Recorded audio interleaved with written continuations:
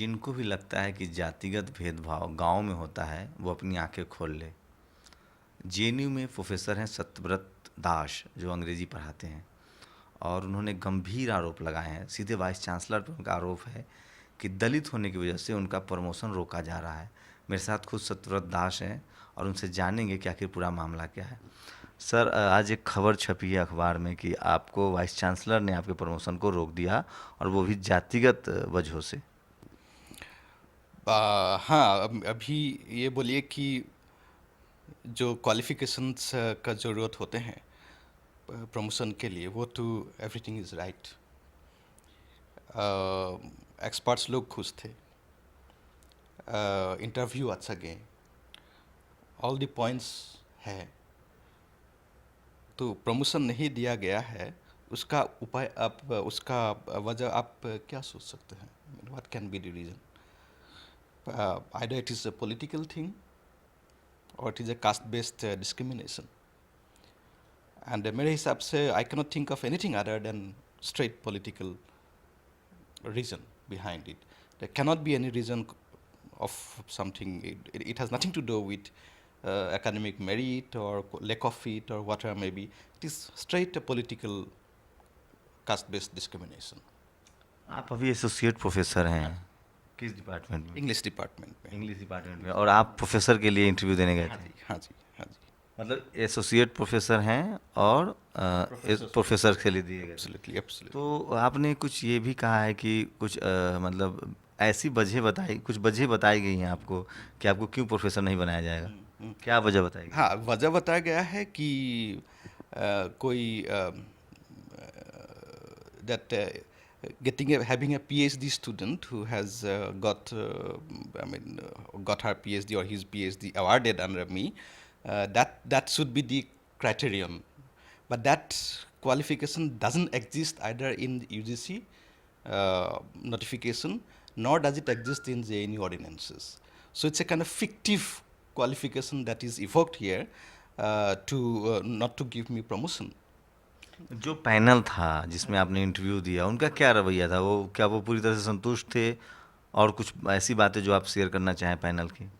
I was very happy with the panel. बहुत अच्छा लगा. It is one of my best interviews. उसमें मेरा चेयरपर्सन थे, experts थे, and all the experts were very happy with me. And the chairpersons were all the members were very happy. I thought that even VC is happy with me. So it was a kind of shocking for me to know that I am not promoted. जो JNU के VC हैं उन पर लगातार चाहे जो JNU छात्र संघ है और बहुत सारे ओबीसी के कई छात्र संगठन हैं, उन्होंने कई तरह के गंभीर आरोप भी लगाए हैं। उसमें कास्ट डिस्क्रिमिनेशन और एक जो अभी जो सत्ता दल है और आरएसएस के करीबी होने का आरोप लगता रहा है उन पर। और एक बहुत गंभीर मसला है। सोचिए कि एक आदमी ज़िंदगी भर मेहनत करता है। आप अपने बारे में सर कुछ बताइए। आप असम से हैं और आपने कहाँ से एजुकेशन लिया और जॉब कहाँ से काम शुरू किया था? Okay, I'm from a very humble background. मेरा फादर क्लास 10th तक पढ़ते थे, उनका एजुकेशन है क्लास 10th तक, and my mother can only just write just write her name, that's all.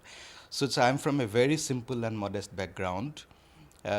मैं वर्नाकुलर लैंग्वेज में पढ़ा है, school of the medium of language there. मैं जेएनयू एमए करने के लिए आए, इंग्लिश डिपार्टमेंट, सेम डिपार्टमेंट में. अभी सेम डिपार्टमेंट में मैं पढ़ाई करता हूँ, टीचर हूँ. सो इट इज़ लाइक दैट. तो आप असम से हैं और अभी एसोसिएट प्रोफेसर हैं यहाँ। पढ़ाई के दौरान जब अभी कितने साल से सर जेएनयू में आप पढ़ा रहे हैं? जेएनयू में मैं पढ़ा रहा हूँ, अभी 5 years होने वाले हैं. But otherwise I taught 11 years in DU, Delhi university Venkateswara college में. एक लंबा अनुभव है सर के पास। 11 साल इन्होंने दिल्ली यूनिवर्सिटी में पढ़ाया है, 5 साल से ये जेएनयू में पढ़ा रहे हैं। और पढ़ाई के दौरान भी लगता है कि एक कास्ट की वजह से आज भी, और ख़ासकर जो हायर एजुकेशन के सेंटर्स हैं उसमें एक महीन तरीके से, बहुत ही मतलब उसको मैं कहूँगा कि डिफाइन तरीके से एट्रोसिटीज़ होते हैं, भेदभाव होते हैं. Exactly. You know, I face it all the time. Exactly. you see, it is very refined, as you rightly pointed out, and very subtle. But you can see, If you are also higher educated, then you can feel it, and you absolutely, can. absolutely. Yeah, yeah. You feel it all the time. Even in place like JNU, we feel it.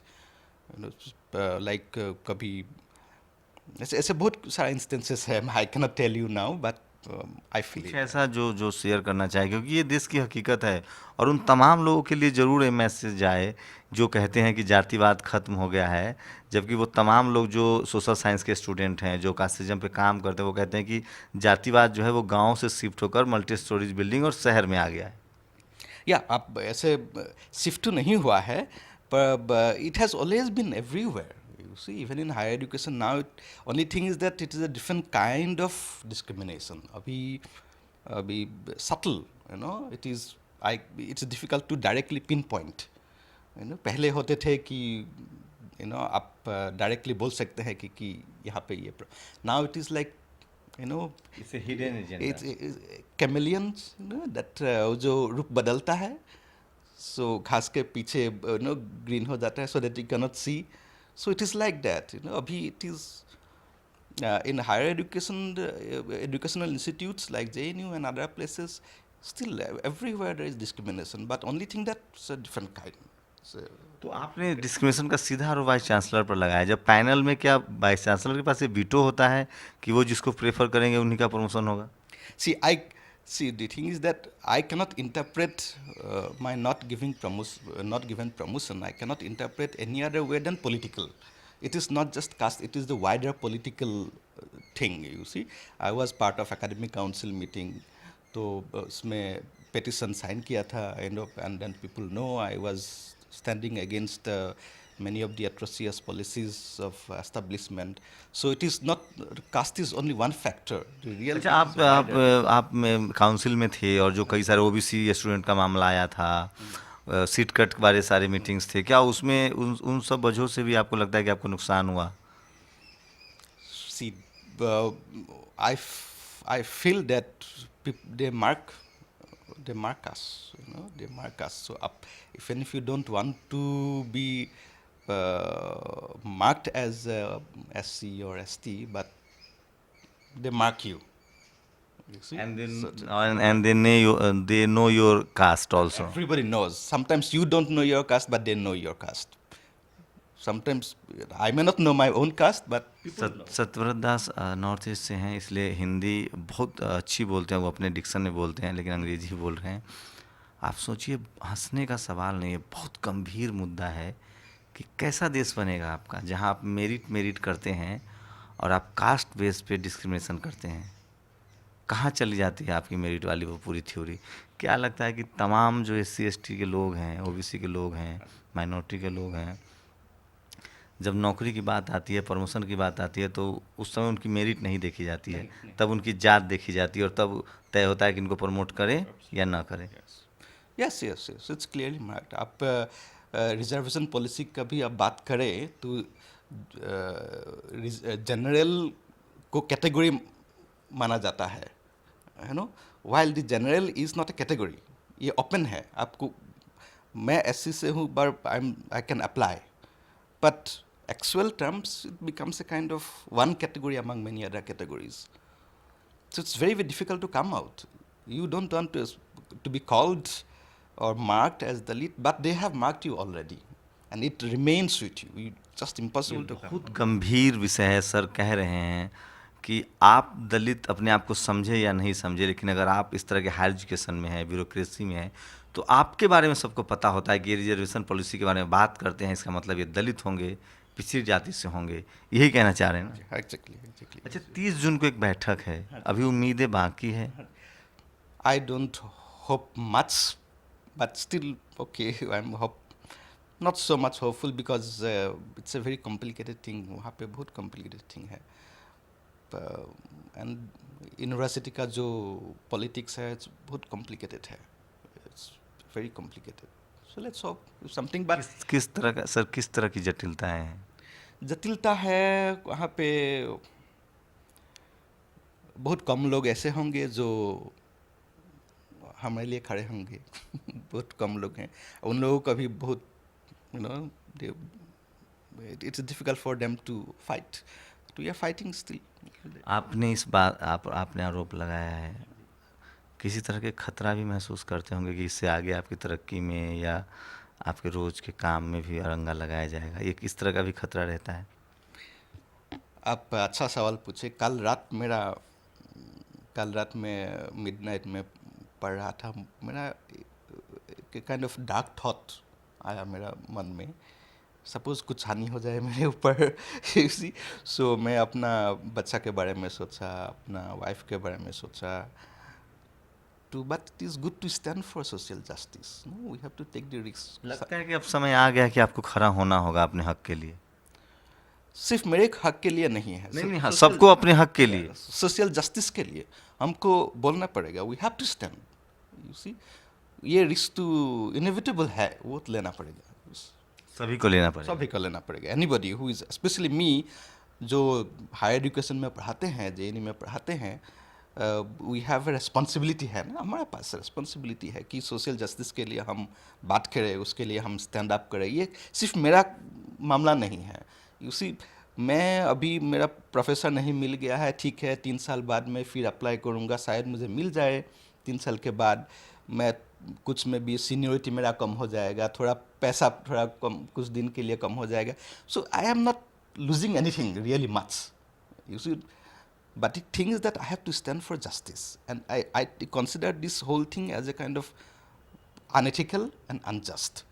And it is not only me. I know many people who are not talking like me. मेरे जैसे वो चुपचाप खड़े हैं। किस तरह के खतरे महसूस होते हैं, किस तरह का डर रहता है, क्या क्या किया? अगर आप, if you are talking about the social justice, you are in favour of justice, you are favour of reservation, तो जो सवर्ण समाज के टीचर हैं, जो जनरल कैटेगरी के लोग हैं, वो किस तरह से हार्म करते हैं? हार्म तो फिजिकली कुछ नहीं है। नहीं, ये करियर के लिहाज से, करियर के लिहाज से वो तो बहुत कुछ हो सकता है। It's very complex, very refined, very refined. Because वो जो प्रॉब्लम करते हैं वही लोग बोलेंगे कि हम रिजर्वेशन के लिए हैं, उनको सपोर्ट करते हैं, पर you know what is behind this hypocrisy. लगातार बातें हो रही है कि जो भेदभाव का तरीका है, जो शोषण का तरीका है, वो बहुत महीन हो गया है, रिफाइन हो गया है। अब यूनिवर्सिटीज़ में, ब्यूरोक्रेसी में, मीडिया में इस तरह के हालात है, और आप जो लोग कह रहे हैं कि जाति आधारित शोषण खत्म हो गया है, उनको अपनी आंखें खोल लेनी चाहिए कि अब जाति आधारित जो शोषण है वो करियर को डैमेज करता है। जो हायर एजुकेशन में है, जो अच्छी नौकरियों में है, चाहे वो IAS हो, IPS हो, वहाँ पर उनको जाति के आधार पे शोषित किया जाता है। क्या लगता है सर कि अगर पैनल में जो डाइवर्सिटी हो, SC ST OBC माइनॉरिटी का, तो कुछ चीज़ें बेहतर हो सकती है अगर बैलेंस संख्या में लोग हों तो? यस, थोरात कमेटी का एक ये था कि सजेशन था कि एक SC ST ऑब्जर्वर होना चाहिए। मेरे हिसाब से ये बहुत अच्छा है। मेरा प्रमोशन के इसमें SC ऑब्जर्वर नहीं था। जनरली रूल अभी सजेशन ये है कि वो जो डायरेक्ट पोस्ट है उसके लिए SC ST ऑब्जर्वर होना चाहिए, पर मेरे हिसाब से ये प्रमोशन में भी SC ST ऑब्जर्वर होना चाहिए। इसमें बहुत फ़र्क हो सकता है मेरे हिसाब से। It is very important. And not only that, जो SC ST ऑब्जर्वर जो न्यूट्रल है ना, in a sense that they are not, ऐसे ही SC ST ऐसे लोग भी हो सकता है जो एस्टेब्लिशमेंट के करीबी है, तो it is not going to help. So the establishment also has been successful to get people from SC ST who are for them. But we need SC ST observer, or we need people who are sensitive to this social justice. लगातार JNU पर पहले छात्रों ने आरोप लगाया था, कुछ SC ST OBC के छात्रों को रेस्टिकेट भी किया गया था।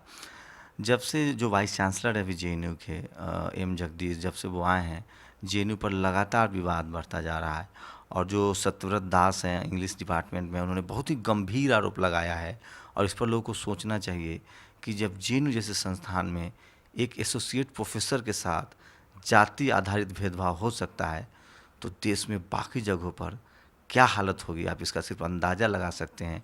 और वो लोग जो इसके शिकार हैं, उनकी मनोदशा क्या होती होगी, उनको कितना डर है उनके मन में कि उनके करियर को तबाह कर दिया जाएगा अगर वो बोलेंगे। तो ये भी एक बड़ी बात है और ज़रूरत है कि सोशल जस्टिस के लिए, रिजर्वेशन को इम्प्लीमेंटेशन के लिए और ट्रांसपेरेंट तरीके से प्रमोशन हो, इसके लिए बहुत ज़रूरी है कि जो डाइवर्सिटी है, कास्ट डाइवर्सिटी इस देश में, SC ST OBC माइनॉरिटी की महिलाओं की जो संख्या है वो ज़रूर ऐसे संस्थानों में बढ़े ताकि किसी को भी जातिगत भेदभाव का शिकार न होना पड़े। कैमरामैन के साथ शंभू कुमार सिंह, नेशनल दस्तक, JNU दिल्ली।